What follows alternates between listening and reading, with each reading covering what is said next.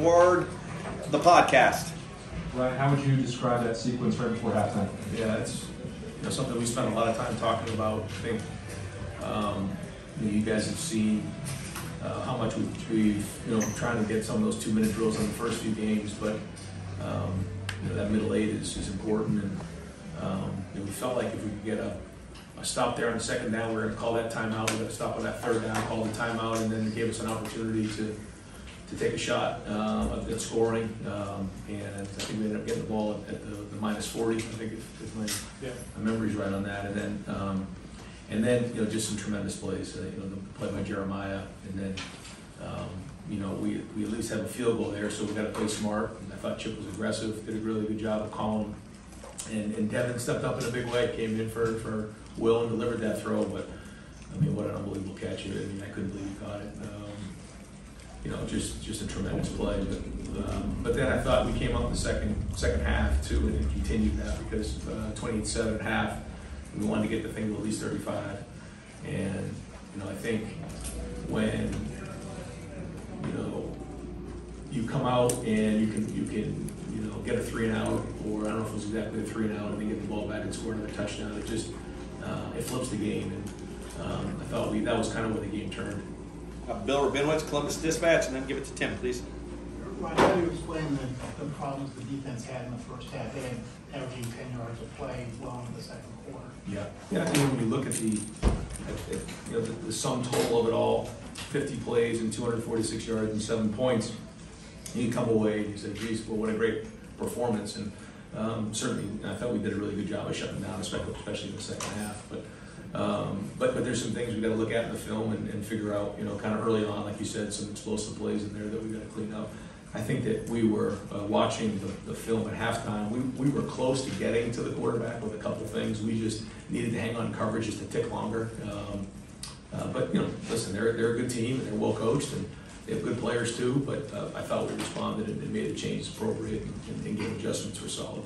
Over to the right, Stephen Means, Cleveland.com. Right, two things. One, Tyler being available but not necessarily playing today, what happened with him? And then also, what was the evaluation with Will at halftime? Yeah, Will's good to go. Just took a shot there, as you guys saw.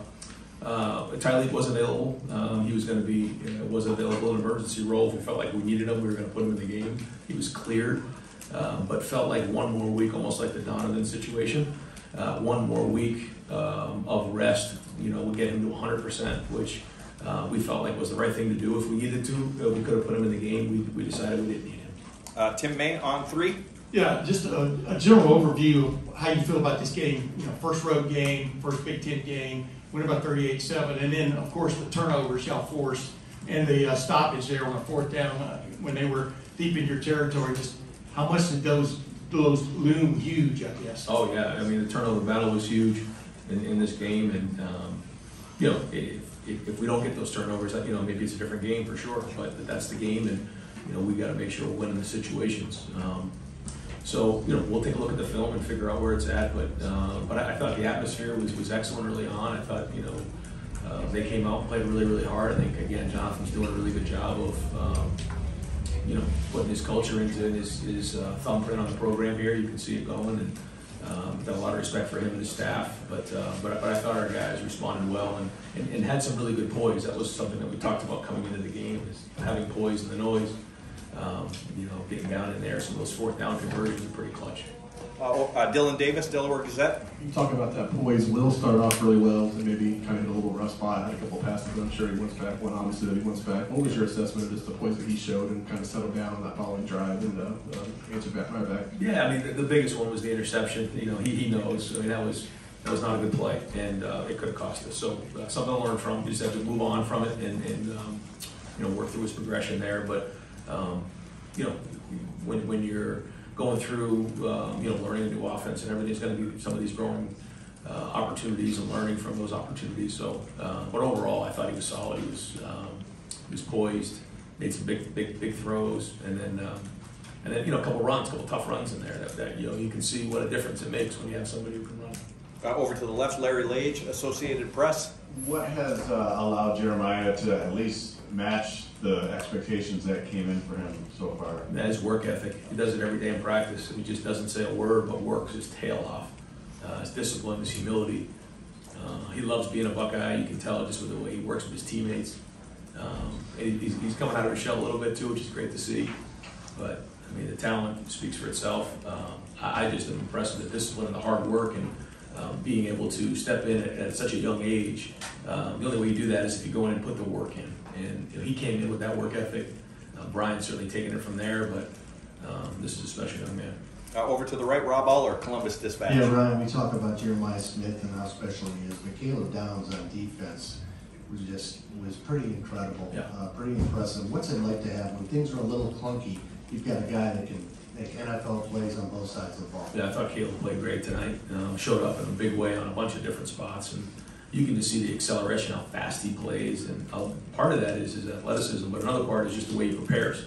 I mean, he prepares as hard as anybody on our team, and you know, he was all over the place tonight, and made a huge difference. And you said kind of turning that point where they were moving the ball some, and he got us going a little bit back there, and those were some big plays, and I think it kind of felt like it turned the momentum for us on defense. We're going to go 2 more questions for Coach and then bring Jeremiah up. Spencer Holbrook, Letterman Row.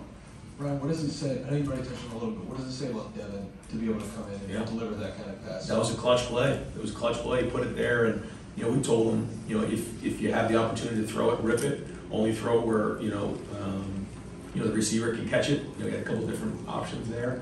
If nothing was there, just throw it out of bounds and kick the field goal. And he did that. He gave him a chance, and so it was good. It was good to see him make that play in that big spot. Cameron Teague Robinson, The Athletic. Ryan, 2 things on Trey. I know he kind of limped up the field after he got hit there and fumbled. Well, didn't fumble, but just kind of how's he doing? And then 2, just how much growth have you seen from him, specifically in the pass side of things? He had some great pickups, huge pickups. The one on the touchdown to Jeremiah and the touchdown to Emeka.